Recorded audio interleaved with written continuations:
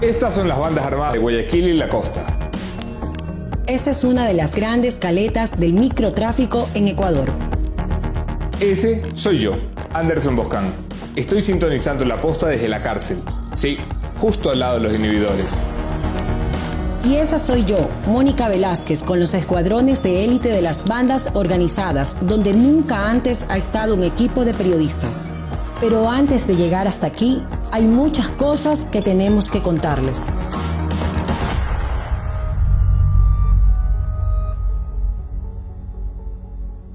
La Posta logró un acceso sin precedentes al crimen organizado para esta serie de reportajes, en mitad de una violenta guerra de bandas criminales.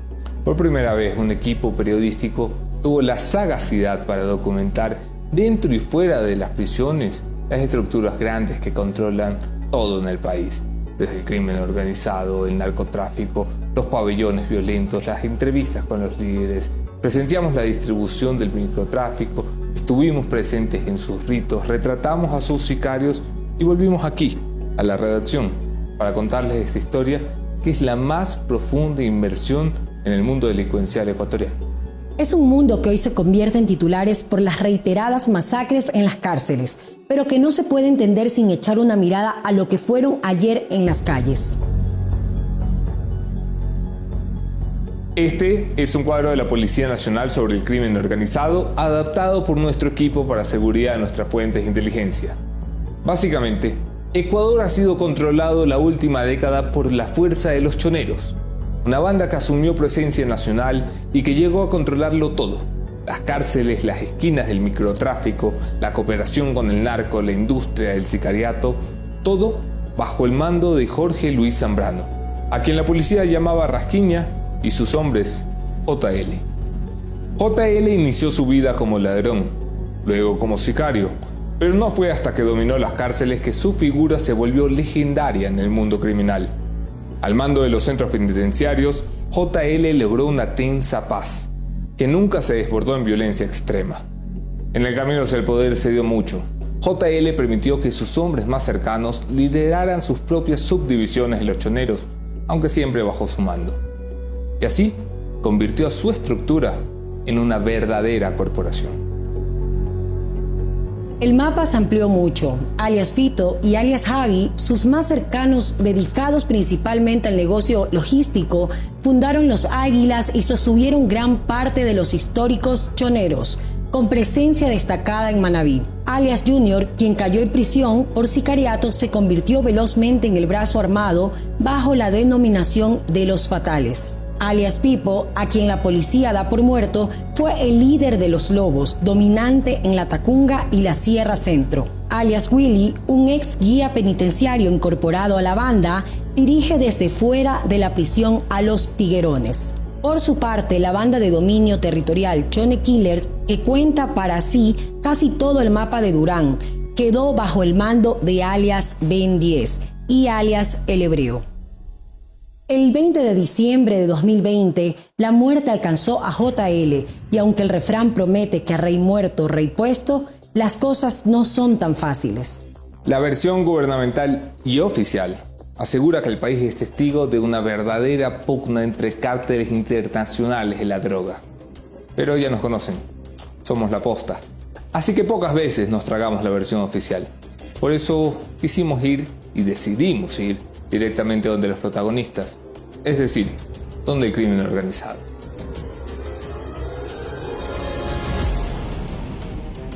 Nuestra primera parada es en las afueras de Guayaquil, casi 3 horas de camino hacia una hacienda de 500 hectáreas en mitad de la nada. Hemos pactado el encuentro con uno de los nombres clave, que no aparece en ningún informe, pero que conoce la estructura desde dentro y como pocos. ¿Por qué funcionaba tan bien el sistema de JL? Porque cuando él estaba a cargo, pues no había ninguno de los problemas que hay hoy. O sea, en sí porque Jorge era una persona que, muy aparte de sus antecedentes y sus cosas, era una persona que buscaba la paz. Él nunca quiso poder, él nunca quiso lucrarse de las cárceles, ni de nada. Él preso más con una ideología de superarse, de crear una verdadera rehabilitación, ya que con la sentencia que tenía y la forma que vivía, despertó como quien dice el lado humano y luchaba contra el sistema. Pero suena más angelito de lo que era. No justifico los actos, porque igual somos seres humanos y todos cometemos errores en la vida. Pero al pasar el tiempo, uno tiene hijos, tiene familia y comienza a ver el otro lado de la moneda. Y se da cuenta que no todo es agresividad, ni tampoco es poder. ¿Qué pasa hoy? ¿Qué pasa hoy en las cárceles y fuera de las cárceles? ¿Por qué hay muertes múltiples? ¿Por qué los asesinatos son con niños, con mujeres? Mira, lamentablemente ha incrementado demasiado la violencia. La gente se ha hecho demasiado... está en un periodo de sobrevivencia. Todo el mundo quiere pelear poder, todo el mundo quiere lucrarse, todo el mundo quiere ser el yo. Muchos quieren ser un JL y lamentablemente no lo lograrán. Lamentablemente, el realismo de todo esto es de que mientras piensen en poder, jamás podrán ser un líder. Como resulta evidente, nuestro contacto nos ha pedido reserva absoluta. Ni nombres, ni caras, ni siquiera ha autorizado el uso de su voz sin distorsión. Solo así se animó entonces a conversar con nosotros, en mitad de un camino polvoriento siempre observados por sus hombres de confianza. Muchos hablan de una pelea de microtráfico, muchos hablan de rutas de narcotráfico, de acceso al puerto. De todo, muchos hablan, pero no se dan cuenta de la realidad que se está pasando. Hoy en día hay una guerra desatada por malos contenidos, por malas relaciones, que a raíz de la muerte de Jorge comenzaron a buscar el protagonismo, podríamos decirlo así. Hoy en día todo el mundo habla de que el tema del microtráfico, que el narcotráfico, que las guerras entre pandillas y todo, pero nadie ve detrás de todo eso quiénes son los que están ahí. Nosotros quisimos ver más allá. Por eso, en lugar de una visita a las cárceles, visitamos a los encarcelados. Pero para entrar a una cárcel en el Ecuador hay que tener dos permisos. El del Estado, que te permite ingresar allí, y el de los presos, que te permite salir de allí con vida. Así que hablamos con ellos, con los cabecillas, o comandantes como se hacen llamar. Solicitamos autorización a cada uno de los líderes y se nos garantizó una visita sin violencia. Nos fiamos de su palabra. Demoramos 1 hora en el proceso de entrada. La revisión amaga con ser minuciosa. La policía hace su mejor esfuerzo. Revisa nuestros equipos, maletas y zapatos. Inspeccionan nuestros cuerpos. Pero la verdad es que el abandono del sistema es tal que resulta difícil engañarnos. Las pantallas de revisión están apagadas. Las bandas de distribución ni siquiera ruedan. Y los escáneres corporales no detectan objetos que dejamos intencionalmente en los bolsillos. No resultaría difícil en esas condiciones ingresar un poco de droga, pero de ninguna manera un celular, una pistola o peor aún, un fusil. Entonces, nos preguntamos de dónde sale toda la droga, los celulares y las armas que vimos dentro. Mira, te podría decir algo. En resumidas cuentas, si te pones a ver hoy en día en los operativos que ha habido dentro del sistema carcelario, ¿cuántas pistolas o armamentos con logos policiales hay? ¿Y cómo entran? ¿Cómo las adquieren? Que se supone que son de policía. Eso no es fácil. Entran con la venia de la policía. No te lo podría decir, pero solo... ¿Cuánto vale un policía? ¿Ah? ¿Cuánto vale un policía? ¿Cuánto vale? Yo creo que un policía es como un preso. No tiene precio, más si siente presión de mucha gente que están encima. Hoy en día, policías, presos, guías, viven en zozobra. Pero no es por el tema de la delincuencia, no es por los supuestos comandantes de los penales. Más bien yo creo que viene de un sistema político o una administración, una mala administración sería en esta situación. Gente de corbata con bastante poder para hacer llorar a policías, guías y PPL. ¿Dónde se ha visto eso? La policía no habla en cámaras, nunca habla en cámaras. La mañana de nuestra visita hicieron una requisa en el pabellón de al lado. Cayeron algunas pistolas, muchas municiones y algunos cuchillos. Pero les preguntamos por qué hay pabellones a los que nunca se requisa. La policía, fuera de cámaras, nos dijo que ellos también tienen papel. Al menos un centenar de policías entraron esa mañana para la requisa.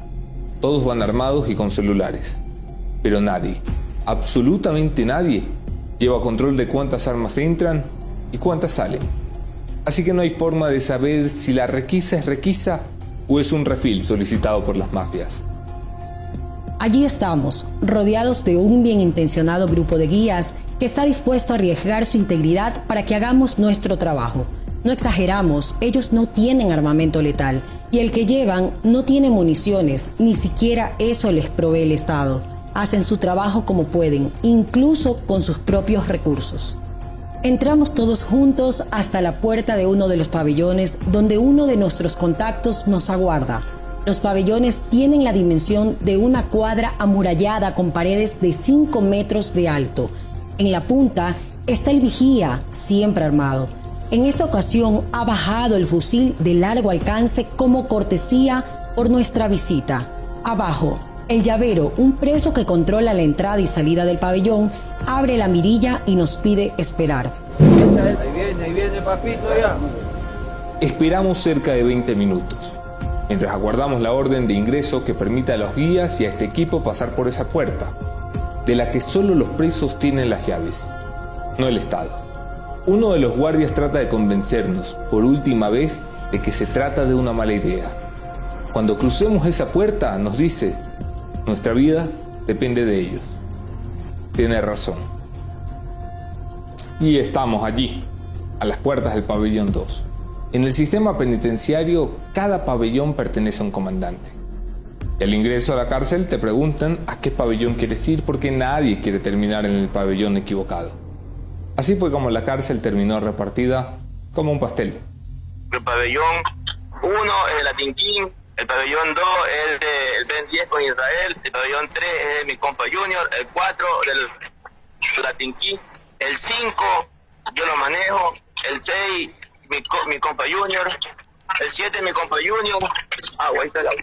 El 7, ya no es, el 7 mi compa Junior, el 8 y el 9, que son los problemáticos. Son lobos y tiguerones. El 8 de los tiguerones y el 9 de los lobos.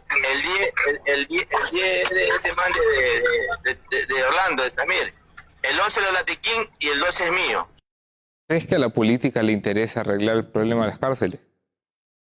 Si la política quisiera arreglar los problemas, no pueden arreglarlo lo de las calles, van a arreglarlo. Dentro, el control lo tiene Fito, Junior, Ben 10, Esteban, Willy y otros nombres notables en su momento protagonistas de la lista de los más buscados, con los que la Posta conversó en exclusiva. Ya no son los mismos líderes de hace 20 años cuando empezaron. Lucen cansados. La guerra del último año y medio ha dejado más de 200 muertos en las cárceles y al menos 1.200 en las calles. Nos dicen todos, aunque es difícil de creer, que es momento de buscar un acuerdo de paz. ¿Es voluntad entre los líderes de las distintas bandas de calmar las cosas? Sí, hay bastante voluntad. Porque desde el hecho que te abrieron las puertas de su celda y permitieron que tú participes a ser escuchado, o sea, escucharlos a ellos, es bastante. Mientras discuten la paz, se preparan para la guerra. Horas después de nuestra visita, se armó una balacera en la penitenciaría que ni siquiera fue reportada por la prensa nacional. Y pocos días más tarde, una nueva masacre sangrienta dejó 116 cuerpos y cadáveres más para el conteo oficial. Es una noticia que se convierte en parte del paisaje, un sistema carcelario en ruinas, un gobierno que no tiene capacidad, ni presupuesto, ni plan para arreglarlo, y unos niveles de violencia que se trasladan cada vez más a las calles. Esta vez, lo único que parece diferente es que quien quiere arreglar el problema de las muertes violentas, que se han casi duplicado en el último año, son sus propios causantes, el crimen organizado del Ecuador. Y si a mí me pegan un tiro pasado mañana, ¿fueron tus colegas o fue la policía o fueron los políticos? ¿De quién sospecharías? Hay que hacer la prueba balística para ver si no son de esas pistolas que vienen con el logotipo. En la próxima entrega de Paso Plomo, la vida en el interior de las prisiones. Un negocio millonario. Entramos a las celdas, entendemos la organización y sintonizamos la posta desde uno de los pabellones más peligrosos de la penitenciaría.